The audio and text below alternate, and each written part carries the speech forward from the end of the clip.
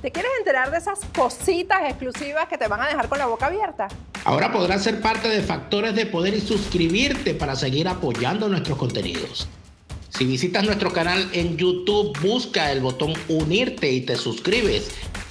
Por supuesto, podrás ver todos los planes de membresía que tenemos para ti y poder disfrutar de ellos a través de nuestra plataforma Factores de Poder en YouTube. Al unirte a este equipo de Factores de Poder, podrás disfrutar de muchísimos beneficios. Desde tener la publicación de cada programa más temprano y sin publicidad, hasta participar en conversatorios sobre los temas que más te interesan en cualquier ciudad del mundo en la que te encuentres. ¿Quieres saber más y escoger el plan que se adapte a ti? Solo tienes que visitar el enlace que te dejamos en la descripción y ver todo lo que te ofrecemos. Con tu suscripción contribuyes a que sigamos haciendo un periodismo libre y sin mordaza. Porque recuerda, la verdad está de moda. Bienvenidos a Contrapoder 3.0. Si quieres tener información actualizada en materia migratoria, te recomendamos que llames al abogado John de la Vega. John de la Vega es un abogado venezolano-americano especialista en el tema migratorio que ha ayudado mucho a la comunidad venezolana y actualmente está ayudando a la comunidad colombiana y a la comunidad nicaragüense en los Estados Unidos. Así que si quieres saber cómo está funcionando el servicio de inmigración, qué cambios han hecho con respecto a la ley, llama al abogado John de la Vega al teléfono que se encuentra en pantalla o en su defecto, escríbele al correo electrónico que también se encuentra en pantalla. Hoy, viernes de debate C, su espacio para el primer foro antiizquierda internacional, por llamarlo así, Contrapoder 3.0 comienza ya. Este programa es presentado por John de la Vega, abogado de inmigración.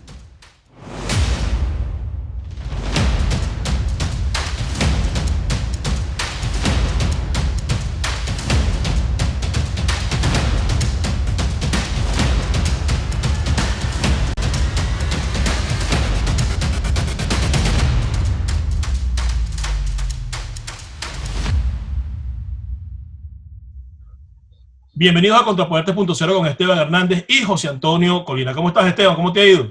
Todo bien, Colina, de verdad muy agradecido. Además que hoy estamos acompañados con invitados de lujo de varios países, justamente para hablar de ese foro internacional antiizquierda, como lo acabas de decir, porque si hay algo que tenemos que reconocerle todos a la izquierda, precisamente para no subestimar a nuestro enemigo, es que ellos son una especie de engranaje. Ellos trabajan no solamente muy bien a lo interno, sino también a nivel internacional. De hecho, vemos cómo tienen organizaciones internacionales que les pasan directrices a los gobiernos, e incluso cuando no están en el poder también tienen ciertas directrices para desestabilizar a los gobiernos que son enemigos o que son adversos a ellos. Y bueno, de una u otra manera ellos han demostrado que tienen muy claras las estrategias. En un momento utilizaron las armas, se dieron cuenta que eso quizás no, en este siglo, en esta época no funciona tanto, y bueno, empezaron a utilizar otros mecanismos. Pienso que del lado de la contraparte, llámese del lado libertario, llámese del lado de la derecha, llámese del lado de la antiizquierda, como lo queramos llamar, tiene que haber una especie de bloque también que le pongan parado al Foro de Sao Paulo, al Grupo de Puebla, a la Internacional Socialista, a la nueva Internacional Progresista y a todas esas organizaciones y todas esas estrategias que ellos utilizan para quitarnos a nosotros poco a poco, paulatinamente, todas nuestras libertades. Entonces, bueno, de eso vamos a estar hablando con nuestros invitados. Tenemos a un representante de Estados Unidos, una de Colombia, después lo voy a estar presentando uno a uno de Chile, una de Ecuador, también con parte de Cuba, ¿no? Uno de México y por supuesto no puede faltar nuestro representante de Venezuela. Me gustaría empezar justamente con el americano, ¿no? Porque es quizás, yo pienso, una de las opiniones que lo puede hacer desde la perspectiva de un país que hasta ahora no ha sido víctima tan fuerte, ¿no? De parte de esta izquierda. Entonces, bueno, le doy la palabra a Zach Foster para que nos dé sus planteamientos de cómo internacionalmente podemos empezar a establecer o empezar a trabajar en función de quitarles, o mejor dicho, hacerle frente a la internacional, a la izquierda internacional. Zach Foster es un veterano, además, es un veterano de guerra de acá en los Estados Unidos. Adelante, Zach. Muchísimas gracias, Esteban. Buenas tardes a todos. Me llamo Zacarías Foster y ya tengo un poco más de 3 años metido en la lucha para la libertad de Venezuela. Mis consejos para hacer una historia muy larga, volverse cortita, hay que adaptarse en las condiciones donde ustedes mismos se encuentran hoy en día. Obviamente, yo no estoy en Caracas, entonces para que yo tenga una balacera contra la Guardia Nacional, simplemente logísticamente no es una posibilidad ahora. Pero desde donde yo estoy, yo sé que hay muchísimos malandros chavistas que han infiltrado a mi país, no solo para causar daño dentro de mi país y aprovecharse de la situación, política, pero también para hacer cualquier cosa que ellos necesitan hacer para oxigenar a ellos mismos y oxigenar al régimen chavista. Por ejemplo, estaba despierto hasta casi las 6 de la madrugada anoche, simplemente compilando documentos que comprueban los diferentes actos de criminales de villanos chavistas que hoy en día se están vacacionando en mi país. Hoy en día están durmiendo en los hoteles y comiendo comida de restaurantes lujosos y simplemente disfrutando la vida con todos los lujos que ellos mismos robaron de Venezuela, que la mayoría contundente de los venezolanos no pueden disfrutar. Entonces, a esa gente hay que denunciarles porque hay gente que les escucharían. Ahora, lamentablemente, nosotros en el proyecto civil que se llama la Paraembajada Venezolana, hemos estado intentando de liberar decenas de los venezolanos que están detenidos por ICE. ICE lamentablemente es una organización muy complicada, una organización bien rebelde. Hay muchos casos de ellos violando los derechos de refugiados que se están huyendo del comunismo, y como un veterano militar estadounidense, eso es una desgracia de mi país, pero a pesar de eso tenemos excelentísimas relaciones con investigaciones de Homeland Security dentro de ICE. Entonces, Enforcement and Removal Operations, ERO, que es la rama que físicamente saca y deporta a diferentes migrantes, ellos no me gustan, pero investigaciones de Homeland Security, esos chamos saben qué están haciendo. Y ya llevo casi 6 meses trabajando con ellos, investigando a varios chavistas que Homeland Security y el gobierno estadounidense nunca hubiese estado investigando estos caracteres sin alguien haciendo la denuncia. ¿Y qué hicimos nosotros? Primero, entrevistamos los víctimas de esa misma gente. Y Esteban, tú recuerdas, tengo que dar un poco de crédito porque tú y tus chamos en Vetex fueron algunos que nos aconsejaron de cómo hacer esos primeros pasos. Bueno, hay que denunciarlo, hay que preguntar a las víctimas si quieren hacer un denuncia en los medios. En el caso de un villano en particular que ICE está investigando, el víctima eligió no irse a los medios todavía porque el villano todavía se está metido en varios negocios de acá, y cualquier alerta, entonces él se huiría de este país y nunca se volvería. Pues yo no quiero solo que el tipo se huya, yo quiero que los chavistas sirvan un poco de tiempo en la cárcel sin nada más que por haber hecho declaraciones falsas a mi gobierno. Y anoche estamos recaudando las pruebas sobre un otro villano que actualmente se está volando bajo el radar en Miami. ¿Y qué hicimos sobre esto? Lo mismo. Entrevisté un refugiado, le dije, dame todos tus documentos de asilo, todos que nombrarían a este villano. Si tienes ejemplos de cuentas bancarias, entonces dámelas. Si sabes su cédula, cualquier otro tipo de información que podría informar a este malandro. Ahora algunos detalles, porque muchos de ustedes están pensando, pues está muy bonito que tienes relaciones con ICE. Pues mi consejo a ustedes, hagan un poco de investigaciones, porque quizás es muy probable que el gobierno del país donde ustedes están viviendo hoy también es un gobierno que ha tenido bastantes problemas debido directo a los regímenes chavistas, y estos estúpidos brisas bolivarianas, este huracán bolivariano. Tengo que comentarte antes de que los izquierdistas intentan de reclamar crédito por haber acabado con el racismo en mi país. Bueno, los cubanos y los venezolanos castrochavistas sí infiltraron las manifestaciones en mi país, y según mi opinión, las manifestaciones tenían una causa justa, los objetivos justos. Lamentablemente, el racismo en mi país es un problema muy vieja que se empieza antes de nuestra guerra civil, hace más de 200 años. Este problema existe, pero así mismo como existen problemas en otros países, Hubo mucho descontento con la calidad de vivir, con precios en Chile, hubo descontento en otros países, pero ¿qué hacen los comunistas? Se infiltran a los movimientos sociales con quejas verdaderas y ellos dicen cosas como, ¿quieres bajar el precio de subirse en el metro de Chile? ¿Quieres acabar con el racismo y la brutalidad policial acá en Estados Unidos? Entonces, únete con nosotros, vamos a incendiar y saquear a todos esos negocios en la Avenida Quinta, en Nueva York, etcétera, etcétera, etcétera. Y así se ve las pruebas donde estos agentes comunistas, estos colectivos desarmados, es lo que son para el contexto venezolano. Paga atención de dónde los casos chavistas están financiando los colectivos desarmados. En varios países en Latinoamérica, obviamente, esos grupos serán los partidos comunistas, las organizaciones estudiantiles comunistas. Acá en Estados Unidos es más como organizaciones como Code Pink. Ellos formaron el colectivo desarmado para invadir la embajada. En otros países como Canadá estarían denunciando.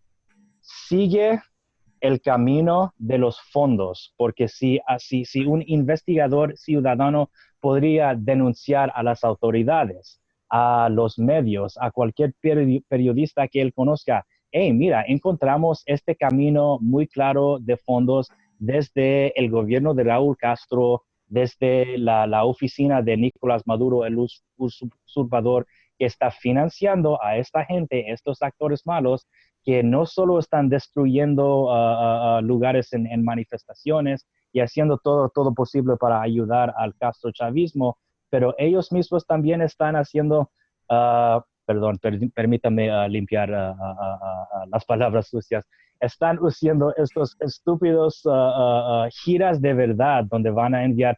Gloria Larriva va a hablar en esta universidad sobre cómo el Estados Unidos está violando a Venezuela y lleva más años violando Venezuela que Venezuela ha existido y todo es el imperialismo yanqui. Pues lo que voy a decir para acabar y terminar con estos pensamientos, de nuevo, hay muchísimas maneras en que todos ustedes podrían luchar contra el estalinismo.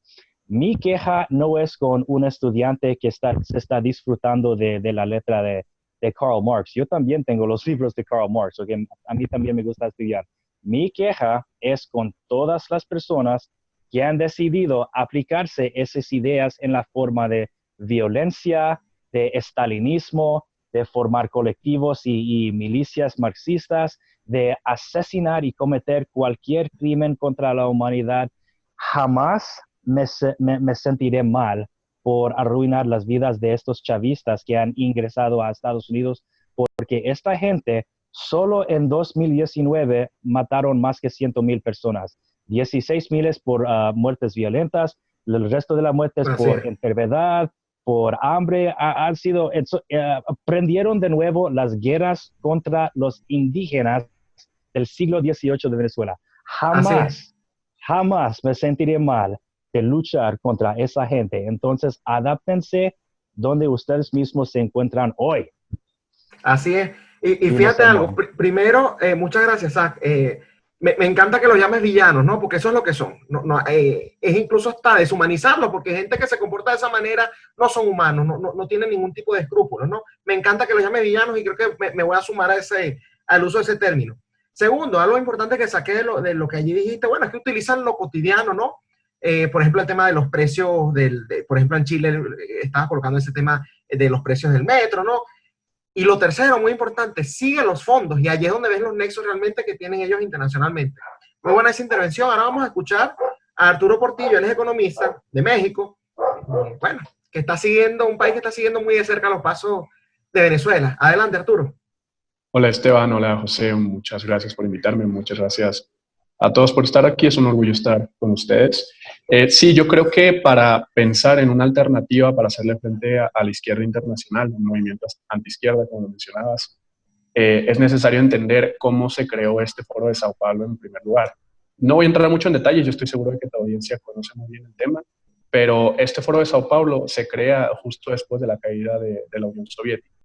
Y al desaparecer todo tipo de apoyo del exterior, es necesario para estos grupos de izquierda, encontrar nuevas fuentes, no solamente de financiamiento, sino de apoyo internacional que les permitan penetrar en las instituciones que ellos mismos están intentando destruir. Lo que mencionaba Zach es muy interesante porque revela una naturaleza curiosa de la izquierda, y es que la izquierda no tiene un interés legítimo, moral, en las ideas que quiere aplicar.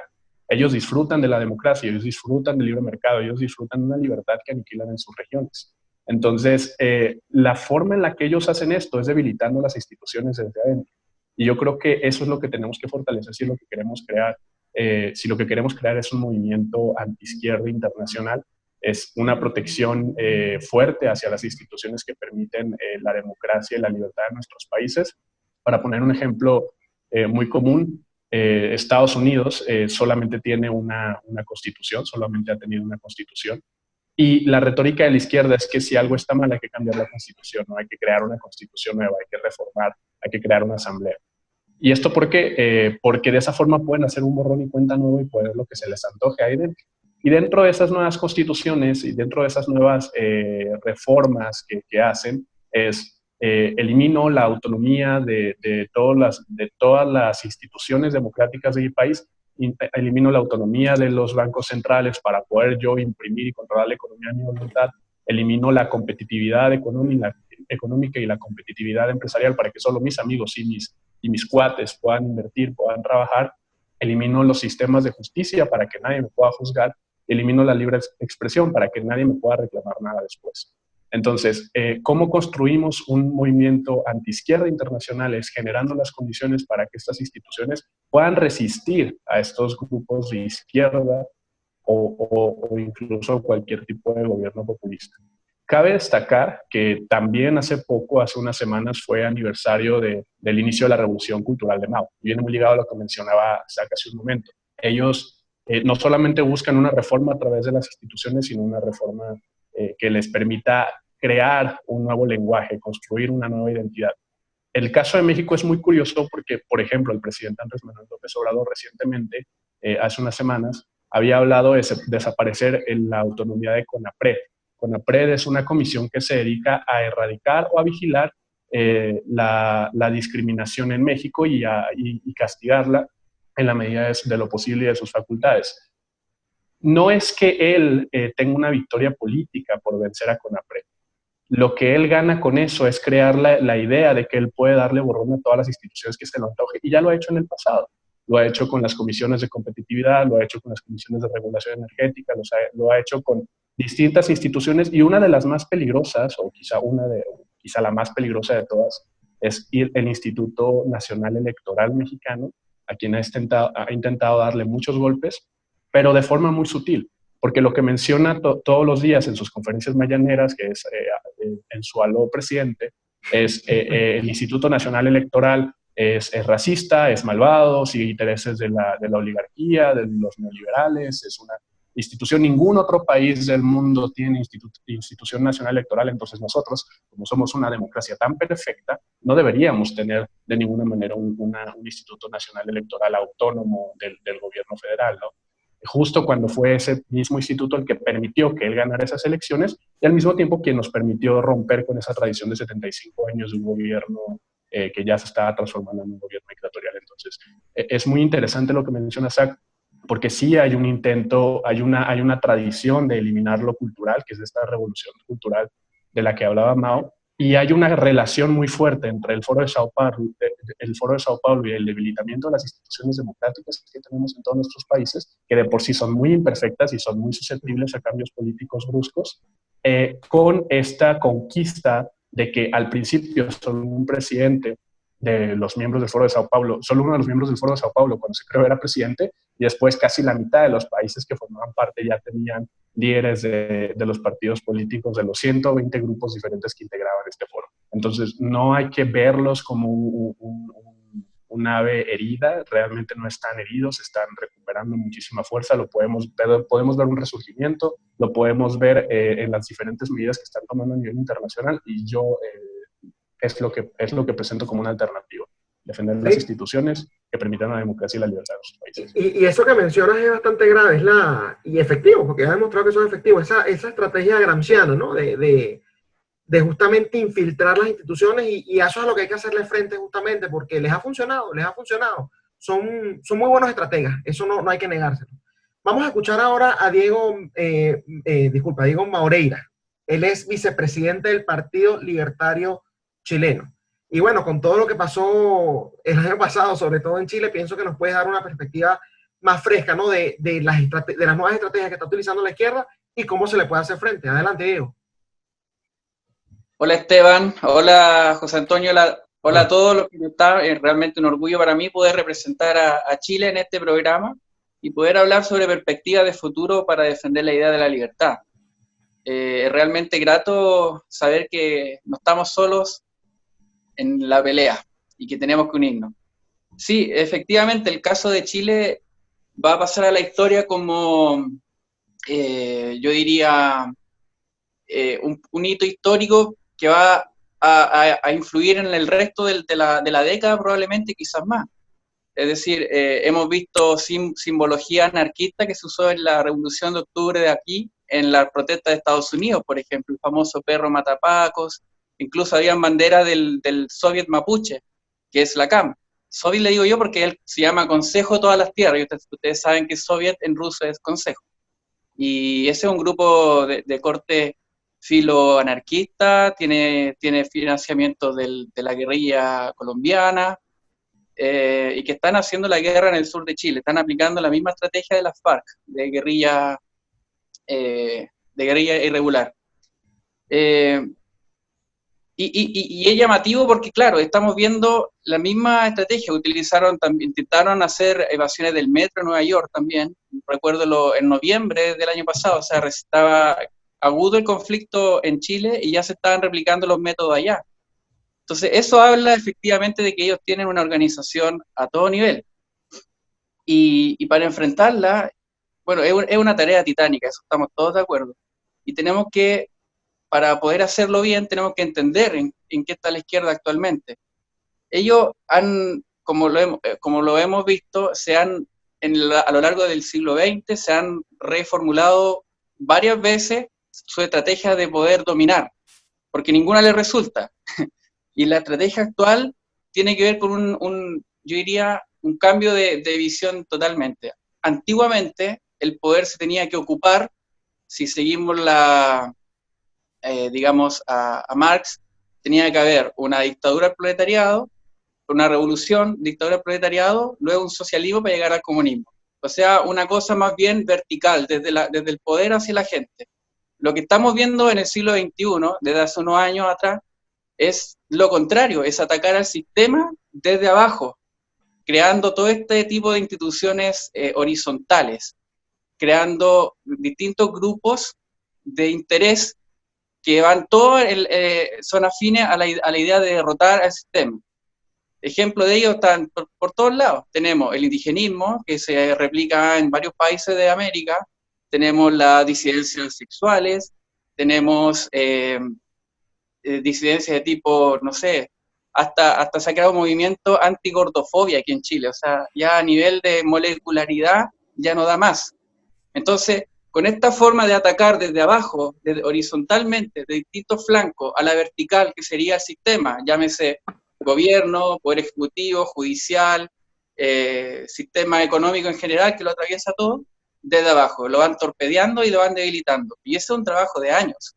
Aquí nosotros como partido estamos trabajando desde el 2018 aproximadamente, y desde esa época ya nosotros teníamos un paneo de las calles de Santiago. Santiago es como una muestra, porque se replica en todo el país, y es la ciudad más grande, la capital, por lo tanto la más políticamente activa. Y ya teníamos nosotros registro el año 2015, donde insinuaban que iba a venir una revolución, y lo estaban haciendo. Políticamente hablando, yo diría que la generación se radicalizó a partir del 2006. Tuvimos en 2006 una que se llamó Revolución Pingüina, y a nadie le llamó la atención que se llame Revolución Pingüina. Unas protestas estudiantiles quiere decir de los secundarios. Pingüino se le llama aquí a los secundarios. Los secundarios pedían bajar una nueva gratuidad de la educación, etc. Luego esta misma generación pasó a la universidad y el 2011 hizo otro movimiento, que era la revolución estudiantil, y esta era mucho más radicalizada y pedían cambios no solamente a nivel educativo, sino a nivel estructural. Básicamente querían derrotar el sistema. Y tampoco, nadie se alertó. Digo nadie, me refiero a las personas y las organizaciones que se encargaban de proteger la democracia y la libertad. Y para qué decir los partidos de la centro-derecha, que básicamente se olvidaron de hacer política real. Y de ese movimiento estudiantil surgieron partidos políticos de tipo autonomista, de tipo ¿cómo lo mencionaban ustedes? Estalinista, y algunos de corte,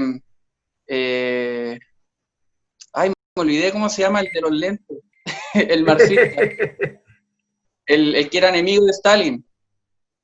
Trotsky, León Trotsky. Claro, Trotsky, y partidos trotskistas también. Entonces, todos esos movimientos pasaron de la calle a la política institucional con el famoso Frente Amplio, que se llamó. Y eso llegaron al Congreso, tuvieron una candidata a presidente y salió tercero. 20% de votación en la elección que ganó Sebastián Piñera, en solo 20 años.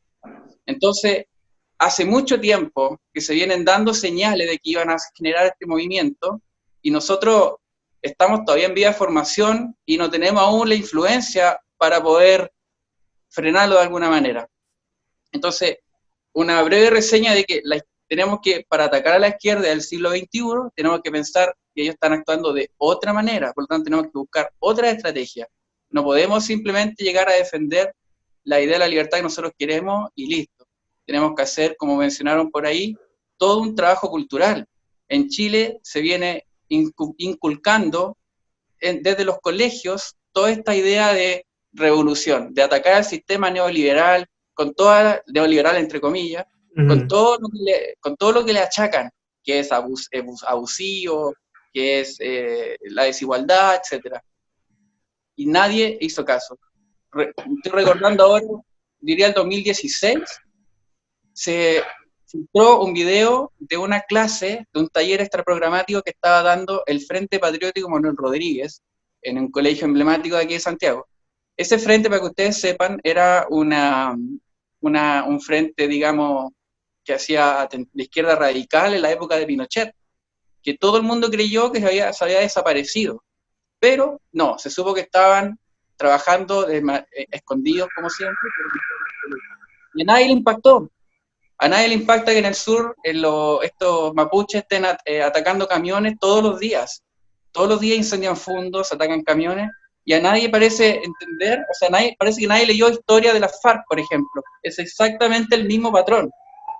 Entonces, desde el año 90, que fue cuando se recuperó la democracia, hasta ahora, en verdad que nadie o más bien los políticos, yo les culpo a los políticos tradicionales de centro-derecha que no supieron ver, no hicieron nada por atacar todas estas señales que nos estaban dando. Entonces ahora la generación nuestra, lo incluyo a todos ustedes, somos todos jóvenes, nos va a tocar enfrentar un mundo totalmente polarizado, y para eso tenemos que hacerle frente a ello. Yo quería hacerle hincapié que es una nueva izquierda, que está influenciada por los filósofos postmodernos, como Foucault, como Deleuze. De hecho, Deleuze participó en la creación del Foro de Sao Paulo, y Guattari también, por si no sabían. Entonces, leyendo a él cómo están pensando ellos, los podemos atacar mejor. Totalmente. Perdón, sí, dime nomás. No, adelante, que estoy totalmente de acuerdo. Culmina las ideas. Sí, una breve reseña del contexto general que tenemos, y en ese sentido nosotros como partido, hace un mes más o menos, tomamos el liderazgo de generar una alianza política ya de manera más formal. Está en pañales aún, está recién iniciando el proyecto, e hicimos una conferencia internacional libertaria, de la cual María Alejandra estuvo invitada, se cayó ese día, y estuvo presente Yomar y otros representantes de distintos países. Estuvo el PALI de España, estuvo Otto Guevara de Costa Rica, el Partido Libertario de Argentina, de Uruguay, etc. Representantes de varios países, y donde todos manifestamos la voluntad de trabajar en conjunto para poder hacer una política de mancomunada, de cooperación, y en el fondo, y generar una fuerza común con el fin de hacerle frente al Foro de Sao Paulo, que ellos están avanzados. Así es que en ese sentido yo creo que una buena noticia, porque ya hay un pequeño proyecto que se está gestando y si la voluntad de todos nosotros va en ese camino, lo podemos formar como corresponde. Bueno, esperemos entonces que de verdad tengamos éxito. Precisamente para eso es que tenemos que tener este tipo de encuentros. Y fíjate que tú mencionabas dos cosas que quiero acotar. Una, la parte de la educación, que ellos se dieron cuenta que esa es la mejor arma que ellos tienen. Realmente, incluso acá en países como Estados Unidos, te lo digo por experiencia, desde las universidades también están infiltrando ese tipo. Les es un poco más difícil, ¿no? Pero no les es imposible. Acá también han hecho su trabajo en esa área. Y bueno, lo segundo es que me llama la atención que todos los frentes amplios de Latinoamérica siguen exactamente el mismo corte ideológico. Entonces, nos las están poniendo hasta fácil, porque sencillamente el título Frente Amplio debería generar ya rechazo en toda Latinoamérica, ¿no? Muchas gracias, Diego, por ese análisis de verdad tan detallado. Vamos a hablar entonces ahora con Mamela Fiallo. Ella es columnista de el Pan Am Post y además es cofundadora del Partido Libertario Cubano, ¿no? Entonces, bueno, estarás hablando en nombre de Ecuador y de Cuba. Adelante, Mamela. Estás en mute. Tienes que quitarte el... Ajá, adelante. Gracias por la invitación a quienes están aquí presentes, José Antonio, Esteban. Gracias también por los datos que dieron nuestros predecesores, por así decirlo. Me llamaste cofundadora y justo es en coalición con Zach Foster. Él es el portavoz para Norteamérica y yo para Sudamérica. Así que justamente yo creo que hay que visionar el socialismo como el cáncer que hace metástasis, y por eso hay que atacarlo de raíz, y tener una iniciativa en Cuba es fundamental. No solo por el ataque a la ideología en su raíz, sino también por incentivar a quienes están allá, están solos, están siendo golpeados literalmente, porque en Cuba solo es legal el Partido Comunista. Entonces, por ejemplo, tanto que hablaban de la democracia y allá ni existe. Entonces, en ese sentido, muy importante de destacar. Bueno, además, yo soy investigadora en la Fundación Libre de Argentina, presidida por Agustín Laje, y en ese sentido yo sí creo que, y no sé si va a haber un cruce o tensión con otros expositores, pero justamente quienes más nos han atacado han sido nuestros supuestos iguales o aliados y demás sinónimos. Entonces yo sí creo, como dijo un gran empresario argentino, Lázari, no se comparte banderas con el enemigo. Y yo sí veo que tristemente, y perdón que yo sea la que instiga, no, está bien. Pero bueno, se tenía que decir y se dijo. Tristemente yo creo que muchas veces mucha gente en las ideas de la libertad quiere apelar, como nosotros defendemos la minoría más pequeña, que es el individuo, quieren captar a las minorías. Y lo que hacen es generar rechazo de las mayorías. Porque justamente el hispanoamericano promedio es una persona un poco más tradicionalista en función de valores. Y es gente que quiere sacar adelante a su familia, es gente que quiere prosperar, es gente que no quiere pasar hambre. Y es gente con poca educación en general. Sobre todo la gente en el agro. Y esto no es necesariamente negativo, tienen formación en otros rubros. Y nosotros no estamos llegando a esa gente. Me encanta, justo María Alejandra está hablando de hacer algo en coalición con el agro. Nosotros no llegamos a esa gente. Somos, hablo en plural, muy arrogantes, muy academicistas. Me parece súper importante hacer esa autocrítica. Nos quedamos en que la falacia tal y tal y tal y tal, y no llegamos a la gente. No, o sea, con eso no digo excluir a las minorías en absoluto. Simplemente no aunar la mayoría de nuestros esfuerzos justamente eso, sino más bien integrar ideas que compartimos todos, que son fundamentales, y justamente si defendemos derechos individuales, abocar por ellos de verdad, no intentar apelar a un colectivo, sino decir, mira, tú estás aquí, tú eres un individuo, ante todo eres un individuo. Y cuando mencionaron el tema de Black Lives Matter, me parece súper importante que los venezolanos lo sepan. Una de las 3 fundadoras de Black Lives Matter, Opal Tometi, fue fiscal de las elecciones parlamentarias del 2015, invitada por el chavismo. Cuando gana la oposición, perdón por las comillas, ustedes saben mejor que yo, llamó, Black Lives Matter hizo un pronunciamiento oficial donde llamó contrarrevolucionaria a la oposición venezolana. Eso incluye a varios de ustedes, a 5 millones de exiliados. Entonces, realmente, como dijo Zach, hay causas muy justas por las que están abogando, y eso, los libertarios, por ejemplo, el tema del abuso policial y el exceso del Estado es súper importante, súper importante. Y la forma más primaria de colectivismo es el racismo, entonces obviamente la rechazamos. El tema es, no nos puede ser cómplices de una ideología marxista. Sí, hay infiltrados, pero la propia cúpula, las fundadoras, y justamente Diego habló del tema de las disidencias sexuales, las fundadoras son transfeministas. Justamente están en este tema molecular, que en lugar de abrazar a la minoría, lo que hace es consagrar el colectivismo. De hecho, ya están pidiendo sueldo mínimo para toda persona negra, que esto no es con el tema de la reparación histórica, pero esto no es tratar con igualdad. De hecho, es hasta humillante, es decir, sí, es que solito no puede, ¿o qué? Entonces, en ese sentido, a mí me parece súper importante rescatar la figura de Thomas Sowell, un caballero de carta cabal que yo admiro muchísimo. Recién cumplió 90 años, mucha gente habla de él en pasado, pero sigue vivo. Y más que nunca hay que resaltar figuras como él. Bueno, y como mencionaste, yo soy de Ecuador, y en eso hago eco de lo que dijo Diego. Aquí también vino la brisa bolivariana, de hecho, aquí comenzó antes. Y el tema de las estatuas, los monumentos, estamos viviendo en días orwellianos. Yo fui, porque como comentaste, soy columnista, yo hablaba mucho de Chile y me reclamaban que de qué hablo si yo no sé, si yo no estoy allá. Yo fui a Chile y me metí en medio de las protestas. Y realmente, ves que llaman Plaza Dignidad a una manifestación que exige, o sea, donde fue el centro de una manifestación que exige presupuesto estatal, que exige intervención estatal. Entonces, son términos orwellianos que llaman dignidad a la dependencia. En Ecuador, y hago hincapié nuevamente en lo que dijo Diego, porque esto no es algo que pasó en Chile. De hecho, comenzó en Ecuador. Pero hubo el liderazgo indígena, porque el indigenismo en Ecuador es mucho más fuerte. En Chile es un tema rural. Aquí tenemos el 40% de la población. De hecho, los que somos blancos, somos el 5%. Entonces, y la población negra ronda entre el 7 y el 10.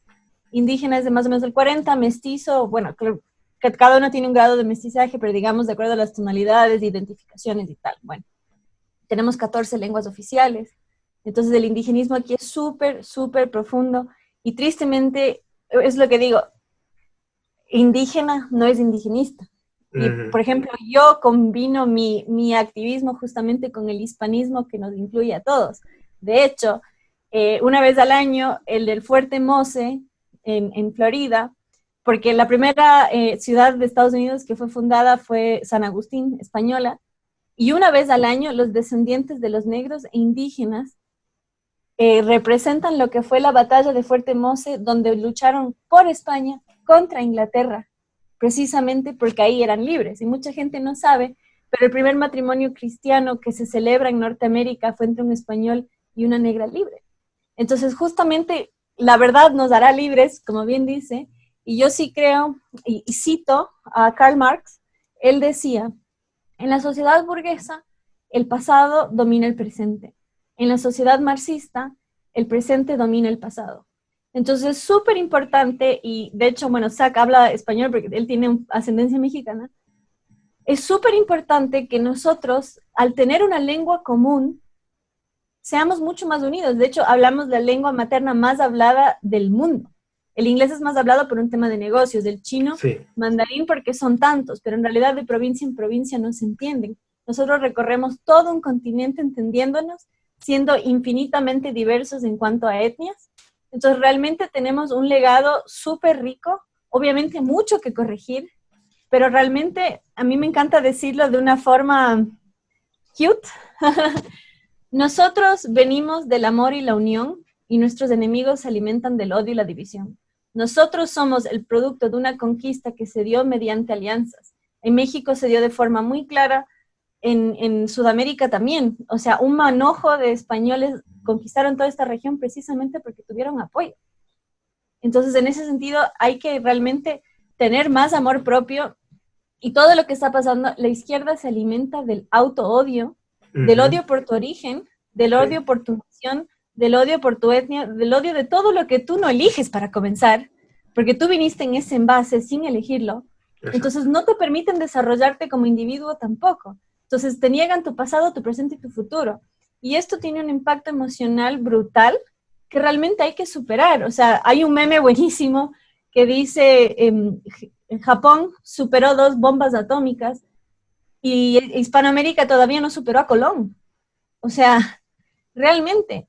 Y si fuésemos leales a nuestra historia, no habría todo este cuento del colectivismo mediante el feminismo, porque nosotros no necesitamos empoderamiento, venimos de la mujer más poderosa de la historia, que fue Isabel la Católica, que de hecho, ella promovió el matrimonio mixto en 1503, 450 años antes que Estados Unidos.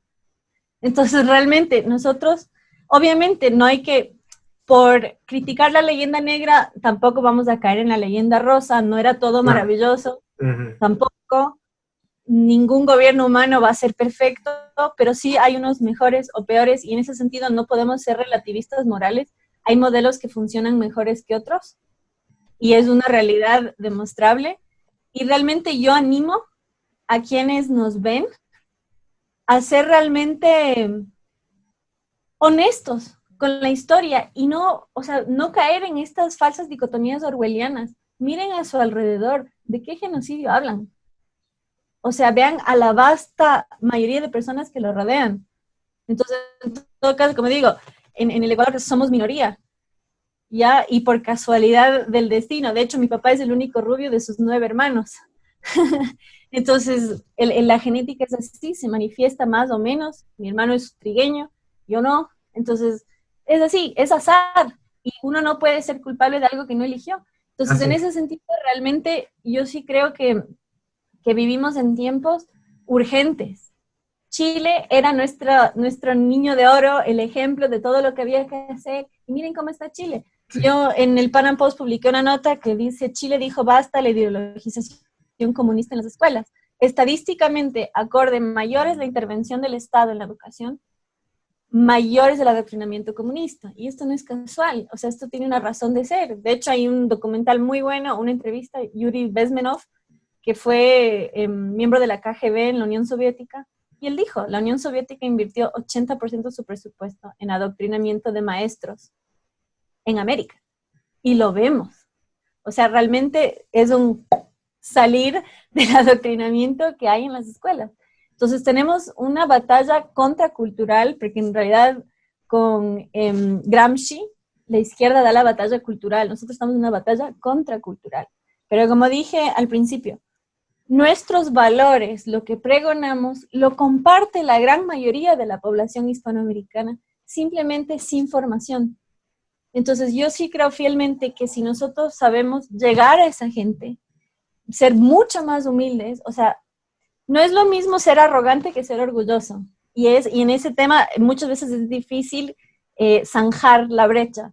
Yo sí creo que debemos ser orgullosos, otros dirán que no, porque uno no elige su pasado, bueno, eso ya es sujeto a debate, pero no ser apabullados, ¿ya? Entonces, y sí tener la humildad de saber llegar al otro, porque realmente somos muy formados, muy académicos y está genial, pero justamente lo que nos distingue de otras especies es nuestro neocórtex, donde está la razón y la empatía. La izquierda alega empatía, pero quiere que te mueras de hambre. Entonces realmente ellos alegan empatía, por eso es orwelliano. Con esto cierro. O sea, justamente hay que explotar lo que nos hace humanos, que es sensibilidad y sensatez. Hay que llegar al otro precisamente diciendo, yo porque quiero que salgas adelante, quiero que seas libre. Yo porque no te siento menos por tu afinidad sexual, por tu etnia, por lo que fuere, es que yo no quiero que te subsidien de ninguna manera, porque yo te considero mi igual. Entonces justamente yo sí creo que debemos ser más sensatos y más sensibles, menos academicistas, no menos académicos, menos academicistas, y fomentar una empatía real, que es justamente ver al otro como tu igual, no como tu inferior, y no como tu enemigo, porque yo sí creo que la gran mayoría de la gente está equivocada, pero porque desconoce. Y en ese sentido, hago hincapié en Jordan Peterson, el psicólogo clínico, que a su vez es politólogo. él habla de sí, claro, para él izquierda y derecha es liberal y conservador, pero en ese sentido, en todo caso, llevamos a nuestra actualidad. La gran mayoría de los activistas de izquierda son gente solidaria, muy solidaria. Pero ¿qué pasa? Ese sentimiento es abusado por otros. Y muchas veces la derecha es súper técnica, te da soluciones, pero es mucho más complejo que lo que la persona promedio puede comprender.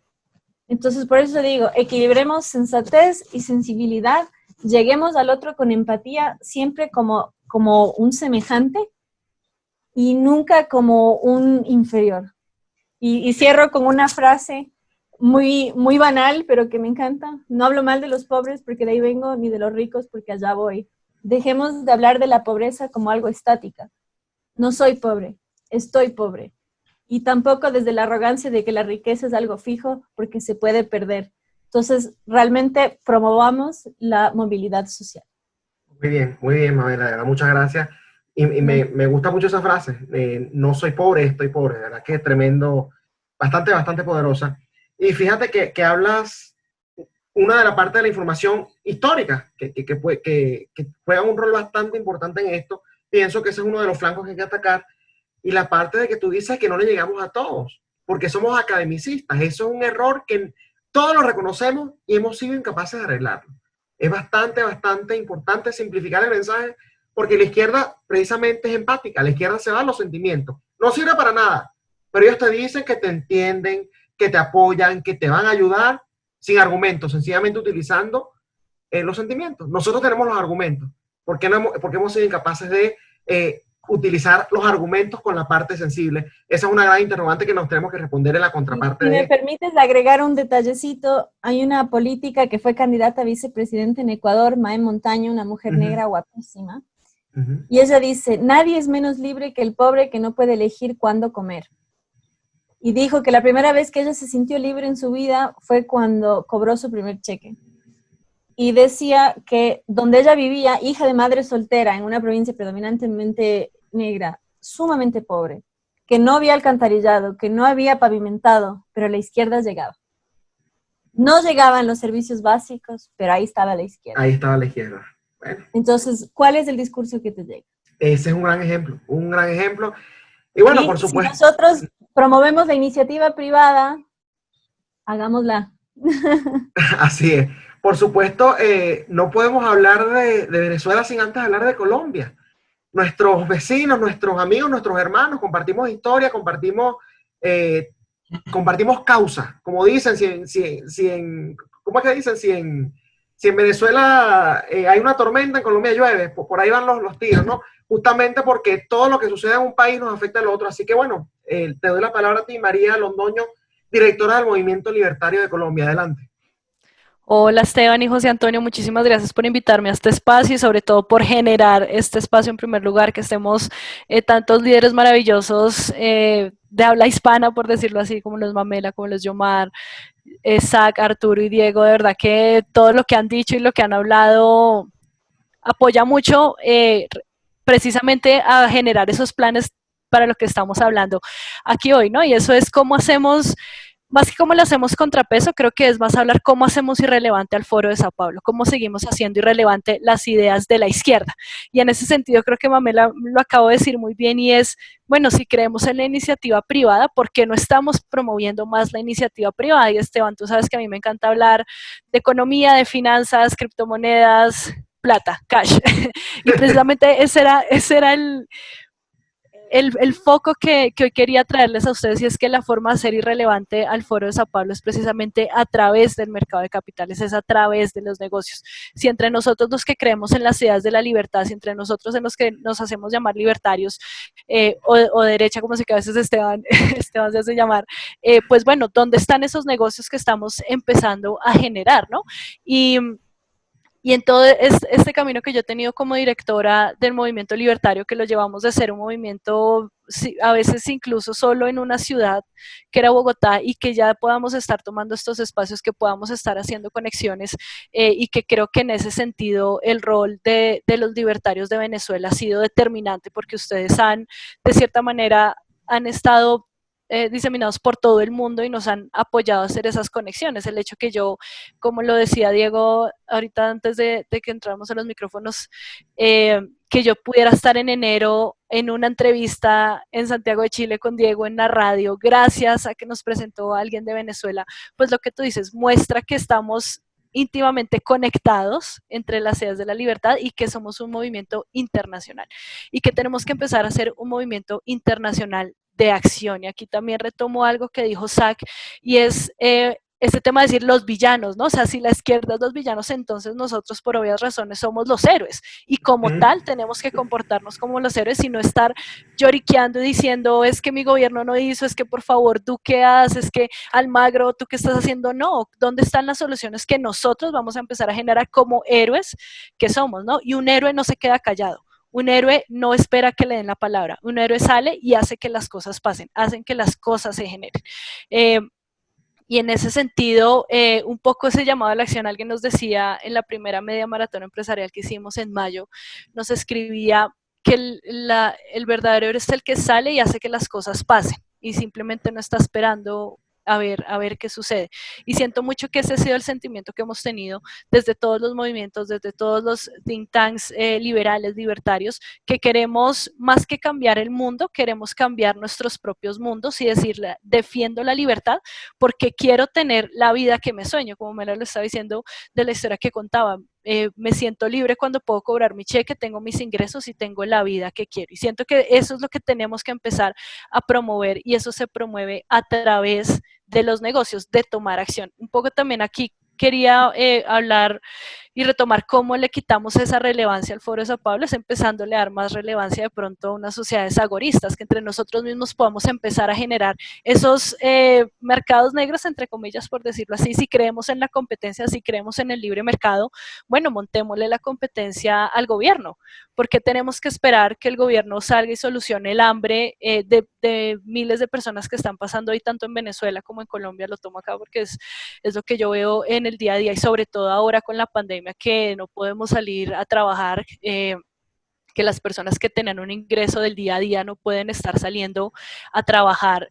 ¿Cómo hacemos para solucionar eso sin tener que involucrar al gobierno? Y en esas conversaciones y en ese sentir que teníamos desde el movimiento libertario junto a Liberty International y el doctor Kyle Barner, que sé que también ya es conocido aquí en la casa, creamos una campaña de donaciones privadas que estamos promoviendo muchísimo, para alimentar a todos esos venezolanos que hoy no tienen cómo tener un ingreso por culpa del gobierno, por culpa de los villanos de Maduro y de los villanos de izquierda, y también en parte en culpa a que en Colombia no tenemos las instituciones gubernamentales que quisiéramos tener para que la economía funcione bien. Entonces, ¿qué estamos haciendo nosotros desde el movimiento libertario, desde Liberty International? Es diciendo, ¿sabes qué? No nos vamos a quedar quietos y vamos a salir a recaudar donaciones de esos negocios, de esas personas que están prosperando porque han creído en las ideas de la libertad.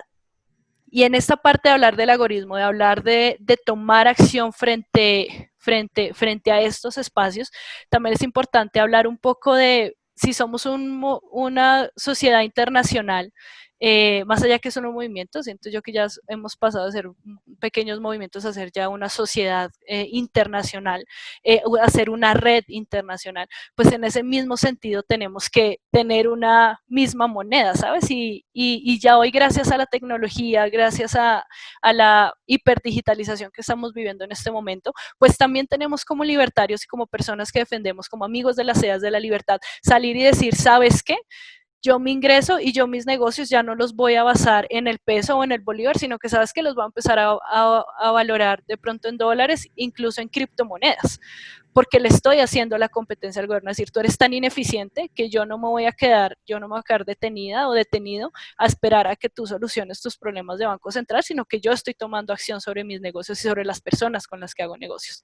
Entonces también es mucho ese punto de decir cómo educamos también a las personas, cómo educamos a los negocios, cómo educamos al empresario, a ese héroe empresario que sabemos que existe, en empezar a usar esos sistemas y en crear esa sociedad agorista que a veces tenemos de nuestras cabezas, pero no sabemos cómo hacerla. Y por último, obviamente, pues todo esto creo que ha sido también transversal a todo lo que ustedes han hablado y es la educación, ¿no? Cómo educamos a las personas. Y bueno, para educar y para generar todos estos eventos necesitamos dinero, necesitamos inyecciones de capital y creemos que esa riqueza se crea, ¿no? Entonces no esperemos que alguien más venga y nos den y que el gobierno nos empiece a pasar balones, porque no va a pasar, no nos van a dar los espacios, porque saben que darle un espacio a un libertario es el fin de ellos, sean incluso un gobierno más como el que está en Colombia, que a veces es un poco más, por decirlo así, condescendiente, diría yo, versus un gobierno como el de Venezuela, pero es importante que creemos esas riquezas, como les decía, a través de mercados de capitales, a través de negocios, para que continuemos educando nuestras audiencias. Y a veces yo les decía el rol, el héroe, esa figura del héroe, todos lo odian hasta que gana y ya todos lo aman, ¿no? Pero eso es hasta después y nosotros en este momento estamos en esa lucha, en ese sentir, como no sé si han visto Hércules, pero como cuando él se está entrenando, nosotros estamos en ese momento que estamos saliendo a matar a esos monstruos y que nadie da un peso por nosotros, pero allá estamos poniendo la cara y ganando las batallas, sobre todo ganando las batallas. Y entonces en ese sentido también tenemos que entender que ese rol del héroe libertario, del héroe emprendedor, no está llegando a las masas, sí es correcto, pero sí estamos llegando a sitios específicos donde estamos como un poco haciendo inception, como llegando y poniendo las semillas, poniendo las ideas, atrayendo a las personas correctas que son, y lo decía en una charla anterior que tuve estas semanas y les decía, miren, hace 4 o 5 años acá en Colombia es que ni había movimiento libertario, y ya hoy, ¿dónde estamos? ¿Dónde vamos a estar en los próximos 5 años? ¿Sí? ¿Dónde estaba Esteban Hernández o José Antonio hace 5 años y dónde están hoy? ¿Sí? Entonces, ¿cómo nos estamos proyectando hacia el futuro? Porque el futuro influye en el presente, ¿no? Decidimos dónde queremos estar como esos héroes y por eso hoy sabemos qué tenemos que ir a hacer. Y tenemos que entender que esa figura de héroe que somos hoy es que tenemos que ir y ser muy certeros en donde estamos poniendo esa educación, a quién estamos enseñando, a quién le estamos llegando y sobre todo entre nosotros que nos estamos uniendo. Y también lo decían ahora, a veces entre nosotros mismos nos damos el más palo. ¿Saben dónde nos vamos a unir todos completamente? A través de un negocio, a través de generar y de crear esa riqueza para tener toda esa educación que queremos generar, todos estos eventos. Y también en ese sentido un poco, pues mi invitación es, para ir finalizando, es nosotros estamos organizando la segunda media maratón empresarial, ya tuvimos la primera que era sobre pivotaje en el COVID, en esta ocasión nos vamos a enfocar en la agricultura como salida a la pandemia y sobre todo en el agrotech, ¿no? En traer tecnología al agro y en decir, ¿sabes qué? El gobierno no está haciendo absolutamente nada por industrializar el agro en un país como Colombia, pues nosotros vamos a poner las soluciones y a traer lo que se tiene que traer para tener voy a poner como ya revolución industrial porque no quiero que suene como reforma agraria, no, sino esa revolución agrícola y decir, estamos llegando a las masas sin tener necesariamente que llegar a las masas, ¿no? Y el emprendedor y el empresario es esa persona que está siempre intentando mejorar su comunidad, mejorar su entorno, darle una mejor vida a su familia, y asimismo es el rol del libertario, del amigo de las ideas de la libertad, sé que no, acá no tengo esa palabra, pero ese tiene que ser nuestro rol, tomar acción y decir, creemos en la iniciativa privada, creemos en los negocios, y por eso es que entre nosotros mismos vamos a empezar a generar esa red de negocios para volver al Foro de Sao Paulo completamente irrelevante. Me gusta y retomo 2 cosas que dijiste. Esa, con la que terminaste, el Foro de Sao Paulo, irrelevante. Ni siquiera hacer la contraparte, no. Que sea tan irrelevante que no haya que hacer la contraparte, sencillamente que sea la nada. Esa me parece que es un objetivo mucho más noble y más realista. De verdad que muy, muy brillante. Y lo otro que estabas diciendo de en dónde nos unimos, en un negocio. Bueno, decía Bastián que donde no cruzan los bienes, cruzan los ejércitos. Justamente el mercado también nos puede ayudar a quitar esas divisiones. Fíjate que no lo había visto de esa manera, pero el mercado como que siempre tiene las soluciones, ¿no? Bastante interesante y completa esa intervención. Muchas gracias, María Londoño. Y por supuesto, para hablar de todo este tema y de todo cómo la izquierda trabaja internacionalmente, hay que cerrar con Venezuela. Porque Venezuela ha sido el país perfecto, donde ellos han aplicado toda su estrategia a la perfección y les ha salido todo bien. Bueno, también que ya tienen más de 20 años mandando allí. Para hablar de Venezuela tenemos, por supuesto, a Yomar Moreno. Él es miembro del Consejo Académico del Movimiento Libertario de Venezuela y además miembro de la coalición antiizquierda que lanzamos hace ya 3 semanas. Bienvenido, Yomar, adelante. Hola, Esteban, y un saludo a todos mis compañeros en Latinoamérica y un abrazo a Colina. Realmente me siento muy feliz de las palabras que estoy escuchando, ya que poder escuchar la voz de tantos libertarios intentando y trabajando para, bueno, hacer irrelevante el Foro de Sao Paulo y todas las estrategias tanto económicas, culturales y políticas de la izquierda en general, me alegra. El Movimiento Libertario de Venezuela se fundó en el 2015 y en el 2015 no podíamos imaginar una Latinoamérica o un mundo lleno de estas ideas y que suma miles de personas ya alrededor de nuestros países. Venezuela ha sido un país que ha vivido el socialismo en todas sus características, quizás no el socialismo, digamos, progresista, que ha vivido otros países, porque nuestro socialismo tiene un carácter más cercano al castrismo y a la Unión Soviética que cualquier otro. Pero nosotros somos el instrumento, la punta de la lanza, el mango es Cuba, la punta de la lanza que bueno, financia y apoya a todos estos grupos. Yo, con mis compañeros, en la conferencia que realizó el Partido Libertario Chileno, les dije que ninguno de nuestros objetivos en Latinoamérica se iba a poder lograr si no salimos del chavismo. Básicamente porque quizás sí, vamos a mejorar en muchos aspectos, pero el chavismo estará ahí, teniendo más armas, más dinero y más capacidad que cualquiera de nosotros puede imaginar mientras ellos se mantengan en el poder. Somos una amenaza muy creíble y muy fuerte. Actualmente lo vive Argentina, o actualmente lo vive México, lo ha vivido Chile, lo ha vivido Ecuador y lo vive Colombia. Con el éxodo, con la guerrilla, con el narcotráfico, con todos estos males que ya sabemos.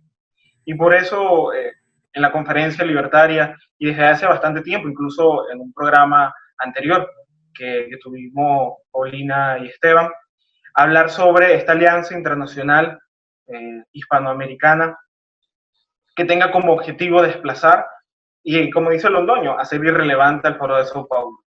Tener como objetivos, además, el apoyo mutuo. Hay movimientos libertarios en muchos países, pero ellos necesitan nuestro apoyo, necesitan nuestra ayuda y nuestra experiencia, ayudarlos con eso. Y en los países donde no hay organizaciones, crearlas desde nuestra alianza internacional. Apoyarnos para construir este gran proyecto continental. Porque, como dice Mamela, somos hermanos, somos una gran familia hispana y creo firmemente que nosotros tenemos todos estos problemas en común. Los problemas existen, no podemos negarlo. Hemos cometido errores que nos han podido costar hasta la vida en muchas ocasiones, pero creo que es el momento de comenzar a trabajar en conjunto. Como dijo Esteban, ya nació una coalición dentro de Venezuela con distintos factores, incluido el contrapoder.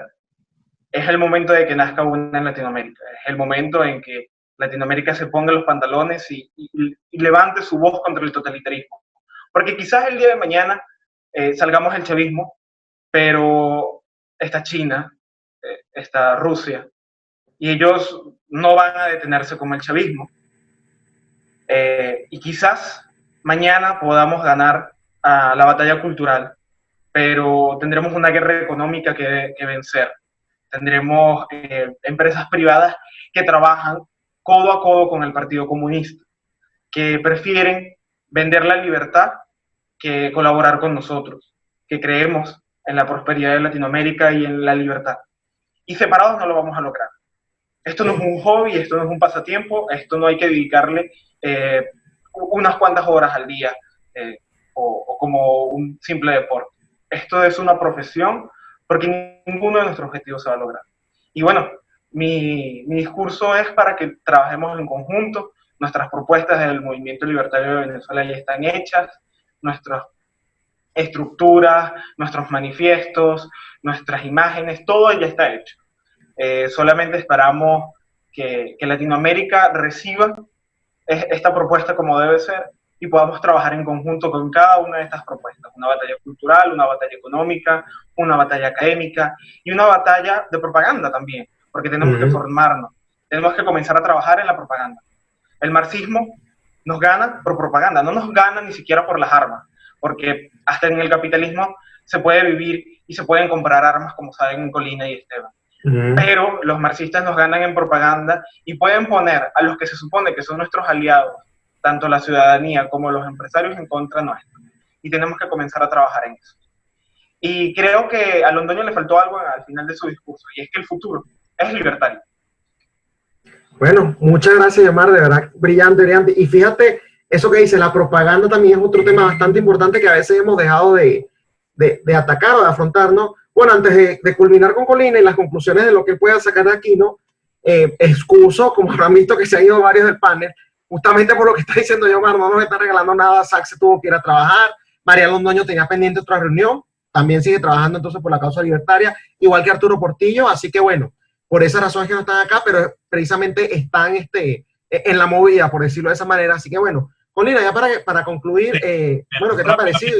Rápido, primero nada, agradezco que hayan participado, escuchado con detenimiento todo lo que han dicho, me parece sumamente valioso. Que tengan identificado el problema, eso es importante. Todos tienen identificado muy bien el problema desde su punto de vista, desde el ángulo tanto regional como continental. Eso está muy bien.